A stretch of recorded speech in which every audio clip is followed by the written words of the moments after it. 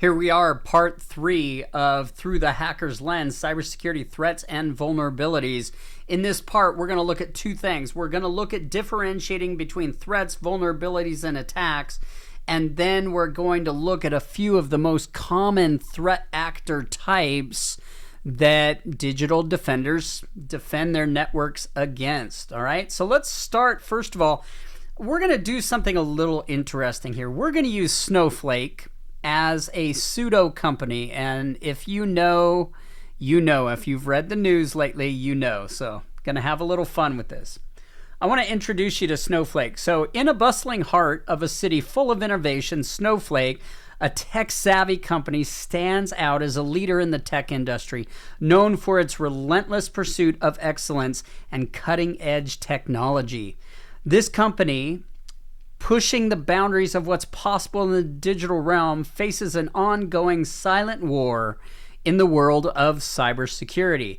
As Snowflake grows, so do the threats, which are real and present dangers capable of disrupting operations, stealing sensitive information, and causing irreparable harm. No duh. So we're going to do this as episodes. As we look at learning, we're going to implement Snowflake and their challenges, how they're mitigating certain things as we learn the outcomes we need for the remainder of this chapter. All right, keep it a little interesting, if you will, if nothing else for me. So, story of Snowflake. Snowflake's dedicated cybersecurity team works tirelessly to safeguard the company's assets. They understand that to defend against these dangers, they must first comprehend the fundamental concepts of threats, vulnerabilities, and attacks, which play a crucial role in the organization's overall security posture. This narrative captures the essence of cybersecurity battles faced by digital defenders daily, making Snowflake's story a riveting case study in cybersecurity education. So let's look at episode 1. We kind of went through this a little bit, but basically in episode 1, what the cyber defenders of Snowflake are looking to do is understand the differences between threats, vulnerabilities, and attacks. And these differences can be nuanced, as we'll see, that there is some overlap because of the fact that, a threat or a vulnerability leads to an attack, if you will. All right, so let's look at the basics here. Threats are circumstances or events with potential to cause harm. Now, this is not just digital threats. These can be physical threats to the building, okay? So I, at one point, worked for an aviation company at an airport, and one of our primary threats was what happens if somebody crashes a plane, accidentally or purposely, into our building, right? How are we protecting our data and backing up our data? Okay. Sources, again, natural disasters, human error, malicious actors, the actors that we're going to look at in this video. So constant presence, potential to exploit vulnerabilities exists with threats.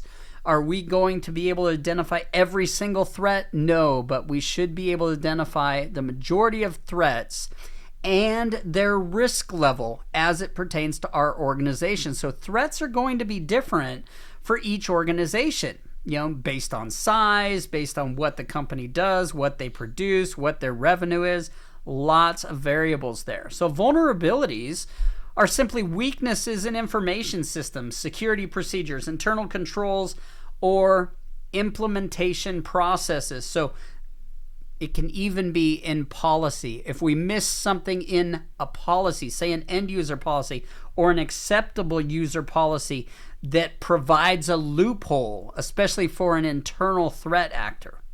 Okay, so just some examples there.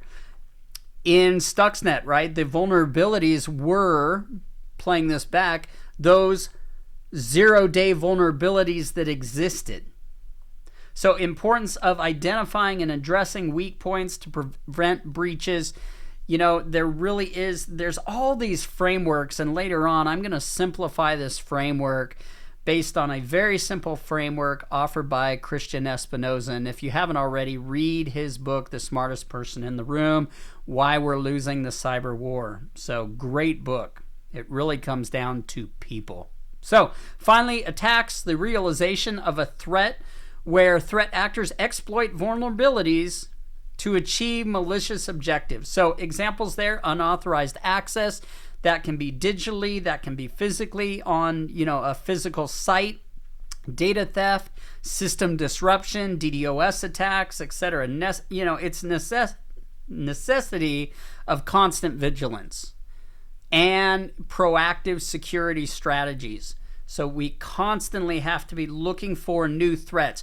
It's not about one point in time identifying threats and dealing with those threats, vulnerabilities, and thus reducing attack vectors, hopefully reducing attacks. Everything changes constantly, right? So Snowflake example, implementing a robust incident response plan to quickly address attacks or potential attacks, even if they don't exist. All right. So as I said, there are overlaps and intersections, adverse events, system failures, unauthorized access, malicious code often changing, breaches resulting from phishing attacks. See, there's attacks, right? Intrusions, zero-day vulnerabilities. So you can see that all of these play together, if you will. Intrusions, right? Fascinated by spoofing, facilitated by spoofing, SQL injection, other attack vectors as well, right? And really don't forget that social engineering, that human attack vector that exists, okay? It's high risk. So Snowflake example, developing comprehensive cybersecurity strategies to address multiple threat vectors. Hugely important. All right, so episode 2, the adversaries, detailed profiles of threat actors that Snowflake encounters. So in the unfolding saga of Snowflake's journey, the second episode brings us face to face with the various adversaries they must contend with. These are the threat actors. Individuals or groups exploit vulnerabilities to cause or force a threat to occur, right? Employing various techniques, motivations to achieve their goals. Let's dive into the world of threat actors. So, a couple threat actors, hacktivists. These are hackers, right, with an ideology motivated. They're basically aiming to disrupt services or leak sensitive information on companies that, they feel are harming the environment, are being politically incorrect, you name it, right?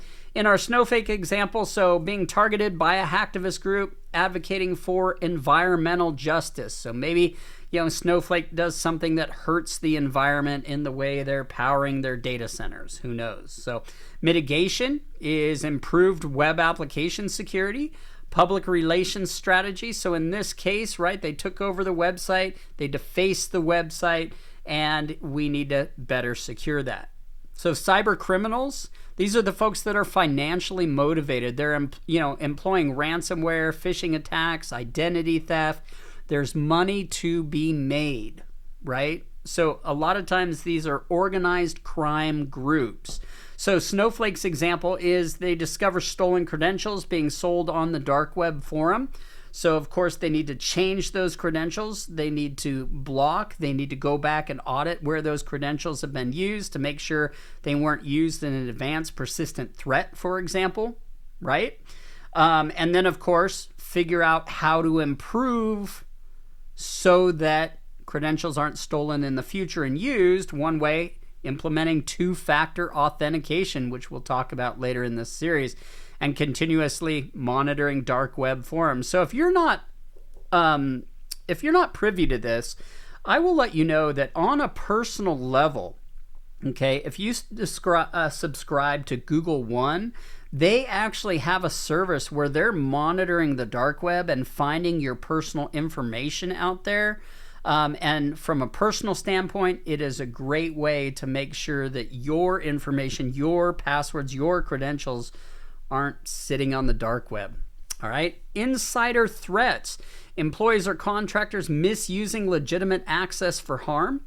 Snowflake's example is an employee exfiltrated sensitive data after being denied a promotion. So this person was angry, right? And found a way to get back at the company, if you will, while still working there. So mitigation, implementing strict access controls, regular audits, and insider threat training.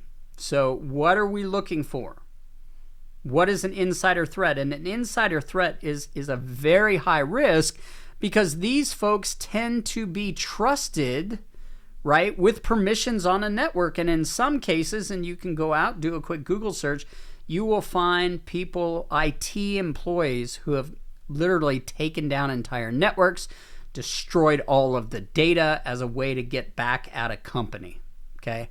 Never right. Expect some jail time if you do that. So nation-state actors, these are also referred to as state-sponsored actors. I put all the terminology together, nation-state sponsored actors, so that we're just really clear here. Okay? These are, threat actors that commonly are employed. You can do some research.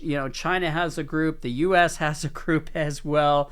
They're employed to, they're government directed to hack in and commit espionage or sabotage of competing countries, of countries we're in war. Currently there's a war going on between Russia and Ukraine. There's a lot of cybersecurity warfare that is active as part of that physical war that's happening.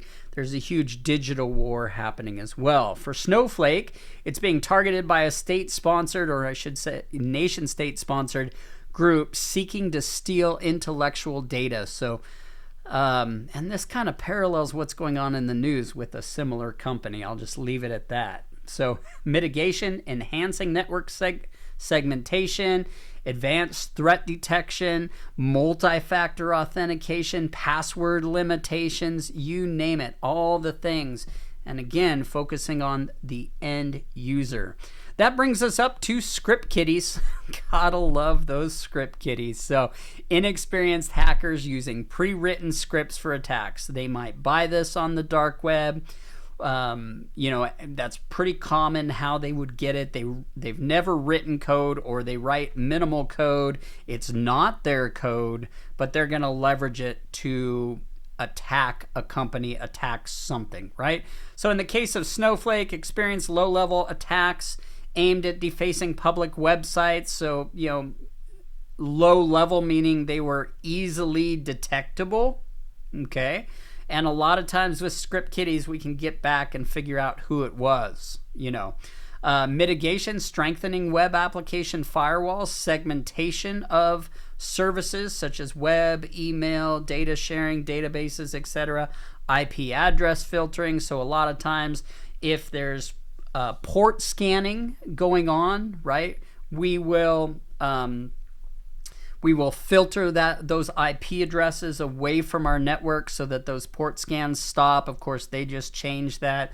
We may keep those permanently if we know that IP address originates with, say, a cyber criminal group, right? They know how to change that though. So, we're constantly having to update that as well. Not to mention, if it comes from a legitimate channel, we may not want to block it. That may potentially block our customers. All right. So, like I said, try to keep it short and sweet in each of these videos so you can watch it at one time. In part 4, we're going to take a look at continuing our differentiation between threats, vulnerabilities, and attacks by looking at specific vulnerabilities. All right. Take care. We'll see you then.